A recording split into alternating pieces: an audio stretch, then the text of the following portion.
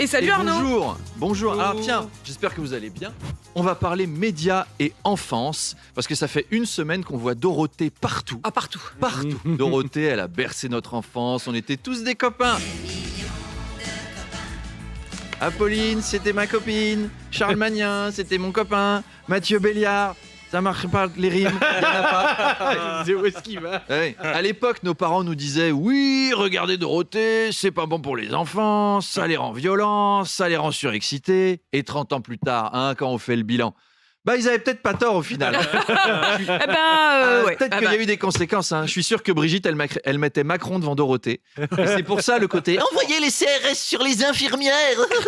Bravo Dorothée, merci beaucoup.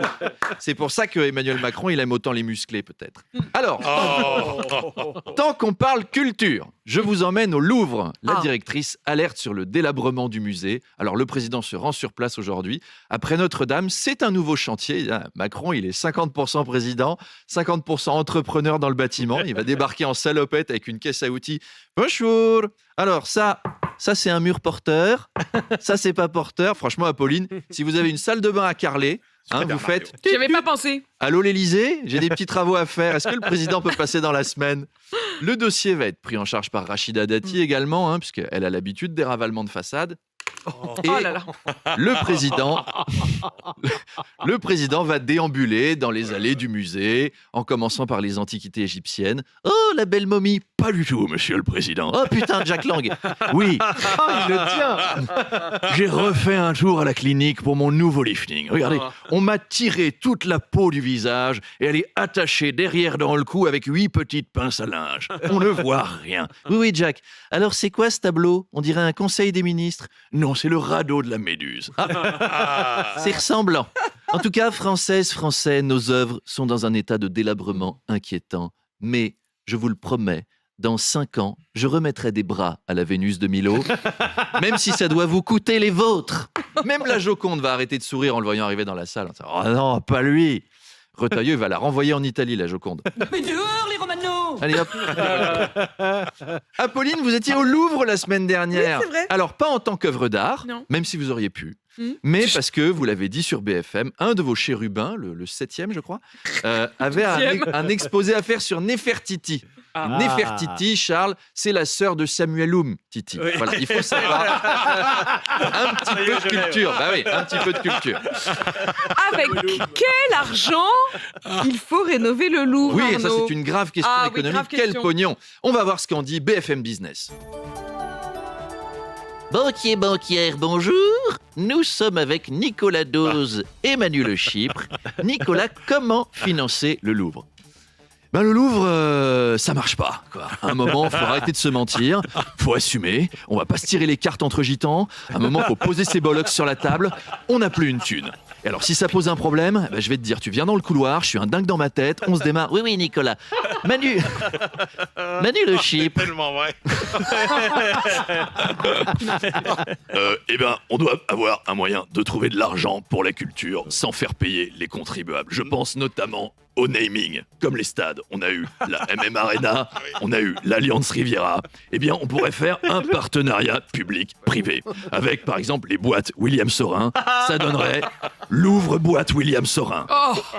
Miam. Ah oui. Mais c'est une piste. Après, tu fais le Parc des Princes de Lu, les Invalides Orpea. Jackie et Michel pourraient imaginer l'Arc de Triomphe. Enfin, les solutions existent. On apprend des tas de choses sur BFM Business.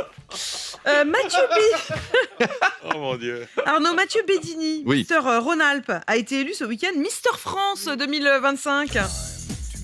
C'était une très belle élection. Alors, l'égalité homme-femme dans tout ça, elle était où? Parce que Miss France, c'était quand même en prime sur TF1, 10 millions de C'est vrai. téléspectateurs, C'est vrai que j'ai- 6 000 personnes dans le public du Futuroscope, des stars, plein le jury. Mister France, c'était dans une salle municipale à Rueil-Malmaison, pas diffusé. Et le président du jury, c'était Fabien Lecoeuvre. Fabien Lecoeuvre, le Philippe Manœuvre d'été dansant, le nouveau Pascal Sevran. Ça ressemblait pas tellement à un concours de beauté, on avait plus l'impression d'un traquenard sur Grindr, quoi. Le seul people présent, Jean-Marc Morandini. Oh non. Oh non. Seul people, mais alors bien présent par contre. Il était au premier rang, mais aussi en coulisses, dans les loges, à encourager les candidats partout. Et bonjour à tous. Alors, ne vous dérangez pas, je prends des photos, c'est pour mon blog. Si vous voulez, je peux vous présenter Cyril Hanouna. Alors, il est au taquet. Il y a des photos plein quoi son ce blog, sourire, c'est pas moi. Alors, signalons Manu. quand même la très belle place au concours de Charles Magnin, qui est arrivé 4e. Ouais. Mathieu Béliard avait pourtant donné un maximum de volume à son chignon, ça n'a pas suffi. L'huile d'argan, le retenseur au pro-rétinol, A et B, les deux ils avaient fait. Courage Charles, c'est l'an prochain Mister France, c'est pour vous, vous nous faites ça. Demanche pirate, le face-à-face. Salut Arnaud. Et bonjour. Arnaud Demanche avec nous chaque matin, bien sûr. Vous piratez le face-à-face. Et tout à l'heure, mon invité, c'est la présidente de l'Assemblée nationale, Yaël Braun-Pivet. Oui, Yaël Braun-Pivet qui commémorait hier les 80 ans de la libération d'Auschwitz. C'est Elon Musk qui a fait la playlist. C'est une playlist tout à fait Musk. Le 27 janvier 1945, les Russes découvraient l'horreur des camps et les drames de la guerre. Et ça les a rendus, on le sait, jaloux. Et du coup, ils ont reproduit le système du goulag dans la foulée. Alors à l'époque, des milliers de juifs, mais aussi de nombreux tziganes, handicapés, homosexuels, chrétiens, résistants furent déportés dans les trains de la honte. Et on se dit, où sont les grévistes SNCF quand on a besoin d'eux? Est-ce que c'était pas le moment de faire les merguez? Alors Emmanuel Macron était hier aux commémorations. Heureusement, il nous a pas fait honte, parce qu'il aurait été tellement capable de faire un discours. Ce qui s'est passé à l'époque est une tragédie. Si seulement j'avais été là, on n'aurait pas vécu des choses pareilles. Un petit peu comme Justin Bieber à la maison d'Anne Frank. Est-ce que vous connaissez cette histoire? Non. Non, alors tiens, pour Arthur Chevalier, tiens, une histoire, ça va être moi l'historien. Bienvenue dans mes secrets d'histoire. Donc, après avoir visité la maison d'Anne Frank, donc tuée par les nazis, Justin Bieber avait écrit sur le livre d'or, et c'est un vrai mot, Anne Frank était une fille bien, je suis sûr qu'elle aurait été une de mes fans. C'est une Non, vraie histoire, mais non. il a vraiment Mais marqué non. ça. She could have been a believer. Mais oui, carrément. Yes. Alors cette semaine, Yaël Braun-Pivet travaillera sur de gros dossiers, la fin de vie avec François Bayrou et l'immigration avec Bruno Retailleau. Quand tu dois travailler H24 avec Bayrou et Retailleau, commémorer Auschwitz à côté, c'est presque le moment fun de la semaine en fait. Et puis il y a la question du budget. L'objectif est celui d'un déficit ramené de 6,1 à 5,4%.